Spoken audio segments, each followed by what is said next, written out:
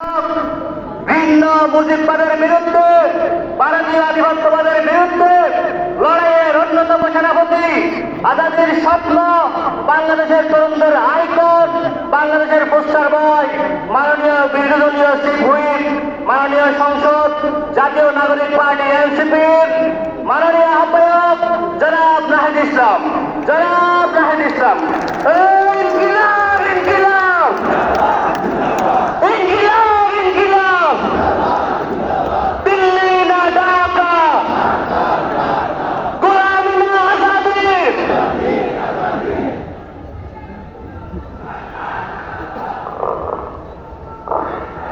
বিসমিল্লাহির রহমানির রহিম। প্রিয় চট্টগ্রামবাসী, আসসালামু আলাইকুম রহমতুল্লাহ। আপনারা কেমন আছেন? আমরা ভালো এবং মন্দের মাঝামাঝি আছি। প্রিয় চট্টগ্রামবাসী, আজকে 11 দল ঐক্যের চট্টগ্রামের মহাসমাবেশে উপস্থিত আছেন বিরোধী দলীয় নেতা, বাংলাদেশ জামাত ইসলামীর সংগ্রামী আমির ডক্টর শফিকুর রহমান। আজকে আমাদের এই মহাসমাবেশে বিশেষ অতিথি হিসেবে উপস্থিত আছেন আপনাদের চট্টগ্রামের গর্বিত সন্তান, আমাদের সকলের মুরব্বী বীর বিক্রম মোহাম্মদ এবং আরো উপস্থিত আছেন আল্লামা শাইখুল হাদিস মাওলানা মামুনুল হক সহ 11 দলীয় ঐক্যের বিভিন্ন স্তরের নেতাকর্মী এবং প্রিয় চট্টগ্রামবাসী, আপনারা যারা শুনছেন। প্রধানমন্ত্রীর মন খারাপ। প্রধানমন্ত্রী আজকে মন খারাপ করে বলেছেন কক্সবাজারে যে বিরোধী দল কেন বাজেটের সমালোচনা করে। প্রধানমন্ত্রীর মন খারাপ দেখে আমাদের মন খারাপ। আমরা চেয়েছিলাম আপনার বাজেটের প্রশংসা করতে, কিন্তু আপনি দুর্নীতির রাস্তা বন্ধ করেন নাই, লুটপাটের রাস্তা বন্ধ করেন নাই, ব্যাংক দখল বন্ধ করেন নাই।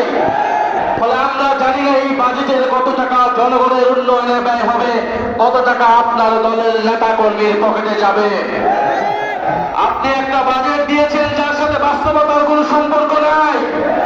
জনগণকে স্বপ্ন দেখাচ্ছেন, যেই স্বপ্ন পূরণ করতে আপনি চূড়ান্ত ভাবে ব্যর্থ হবেন। একটা বাজেট দিয়েছেন, যেই বাজেটকে বাস্তবায়ন করতে হলে আপনাকে কয়েক লক্ষ কোটি টাকা ঋণ নিতে হবে বিভিন্ন দেশ থেকে। ফলে এই বাজেটের সমালোচনা, যৌক্তিক সমালোচনা বিরোধী দল হিসেবে আমাদেরকে করতেই হবে।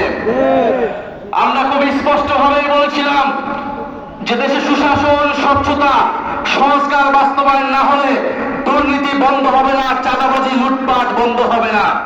আজকে হারে হারে বাংলাদেশের জনগণ সেটা দেখতে পাচ্ছে। ব্যাংক দখল শুরু হয়ে গিয়েছে। ইসলামী ব্যাংকে নতুন করে আবার এস আলমের হাতে তুলে দেওয়ার বন্দোবস্ত করছে। আপনি যতই অস্বীকার করুন না কেন, আমরা জানি এস আলমের গাড়িতে চলে কে বাংলাদেশের সংবর্ধনা নিয়েছিল। এস আলমকে কারা প্রোটেকশন দিচ্ছে বাংলাদেশের জনগণ জানে। ইসলামী ব্যাংকে কাদের হাতে তুলে দেওয়া হচ্ছে এটাও বাংলাদেশের জনগণ জানে। বাংলাদেশের জনগণ জানছে, কিন্তু বাংলাদেশের জনগণ এটা মেনে নেবে না।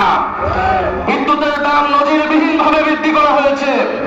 গ্রামে গঞ্জে কোথাও বিদ্যুৎ পাওয়া যাচ্ছে না। দিনে 8 বার 10 বার করে লোডশেডিং হচ্ছে। বিদ্যুতের দাম এই সরকারকে বাড়াতে হবেই, কারণ এই সরকার আওয়ামী লীগের সরকারের করা অসম চুক্তিগুলো এখনো বহাল রেখেছে। আপনি আদানের চুক্তি আপনাকে বাতিল করতেই হবে, না হলে আপনি বিদ্যুতের দাম কোনোদিনই বাংলাদেশে কমাতে পারবেন না। ফলে আপনি আদানের চুক্তি বহাল রাখবেন, আপনি ইসলামী ব্যাংকে নতুন করে ইসলামের হাতে তুলে দিবেন, আপনি দুর্নীতি, চাঁদাবাজি বন্ধ করার জন্য কোন ধরনের সংস্কার করবেন না। আর আপনার বাজেটকে বিরোধী দল প্রশংসা করবে, এটা বিরোধী দল থেকে অনেক বেশি প্রত্যাশা করা হয়ে যাচ্ছে। ফলে সরকারের কাছে আমরা বলবো যে বাজেট দিয়েছেন, এই বাজেট বাংলাদেশের জনগণের কোন ধরনের অর্থনৈতিক পরিবর্তন করতে পারবে না। বাংলাদেশের উন্নয়ন করতে হলে আগে আপনাকে গণভোটের গণরায় অনুযায়ী সংস্কার করতে হবে, পুলিশ সংস্কার করতে হবে, দুদক সংস্কার করতে হবে, বিচার বিভাগ সংস্কার করতে হবে। গতকালকে এই খবর দেখলাম যে আপনাদের চট্টগ্রামে বাংলাদেশের ক্রিকেট টিমের একজন ক্রিকেটারকে পুলিশ তুলে নিয়ে এসেছে, ডিবি তুলে এনে নির্যাতন করে এনেছে, এবং স্বরাষ্ট্রমন্ত্রী আজকে কক্সবাজার গিয়ে বক্তব্য করছে। ফলে এই যে পুলিশ সংস্কার হয়নি, জনগণের উপরে আবারও জুলুম নির্যাতন নেমে এসেছে, সরকার আবারও পুরনো স্বৈরতন্ত্রের পথে হাঁটছে। সরকার যদি স্বৈরতন্ত্রের পথে হাঁটে, জনগণকেও অভ্যুত্থানের পথে হাঁটতে হবে।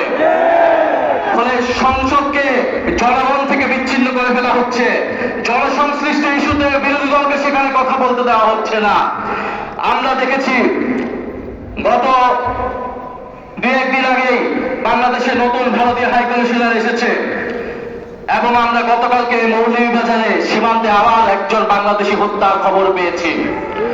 ফলে উনি এসে যেই সুসম্পর্ক এবং বন্ধুত্বের কথা বলেছে, আমরা স্পষ্টভাবে জানিয়ে দিতে চাই, সীমান্তে কাঁটাতার এবং বন্দুক দিয়ে নদীতে বাদ দিয়ে কোনো বন্ধুত্ব হয় না, এবং বাংলাদেশ এবং ভারতের আকাশ এক নয়, বাংলার মাটি আর ভারতের মাটিও এক নয়। সেই ফয়সালা 1947 সালে হয়ে গিয়েছিল। 1947 সালে ফয়সালা হয়ে গেছিল বাংলা স্বাধীন সার্বভৌম হবে। 1971 সালে ফয়সালা হয়ে গিয়েছিল। 2024 সালে পুনরায় আবার ফয়সালা হয়ে গিয়েছিল বাংলাদেশে কোনো আধিপত্যবাদী শক্তি থাকবে না, বাংলাদেশে কারোর সাথে বাংলাদেশ আপোষ করবে না, মর্যাদা এবং ন্যায় নীতির ভিত্তিতে বাংলাদেশ সকলের সাথে সম্পর্ক তৈরি করবে।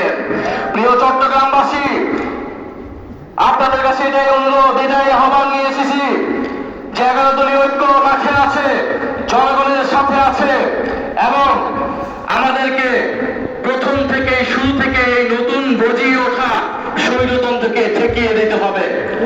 সরকারকে সর্বস্তরে জবাবদিহিতার আওতায় আনতে হবে। আমরা দেখেছি কয়েকদিন আগে চট্টগ্রামে কারা জুলাইয়ের গ্রাফিতি মুছে ফেলতে চেয়েছিল, আপনারা সেটা ঠেকিয়ে দিয়েছিলেন।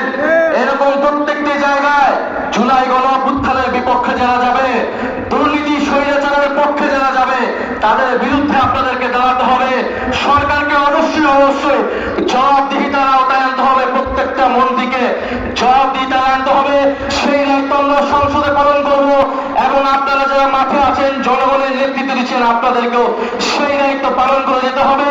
সরকারের হাতে খুব বেশি সময় নেই যদি সরকার এইভাবেই চলতে থাকে।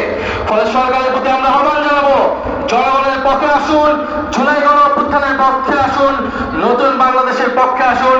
আমরা সকলে মিলে ঐক্যবদ্ধভাবে এই বাংলাদেশকে আবার নতুন করে গড়ে তুলবো ইনশাআল্লাহ। সবাই দোয়া রাখবেন। আবারও দেখা হবে। লড়াই আমাদের চলমান থাকবে, সংগ্রাম আমাদের চলমান থাকবে। আসসালামু আলাইকুম রহমতুল্লাহ।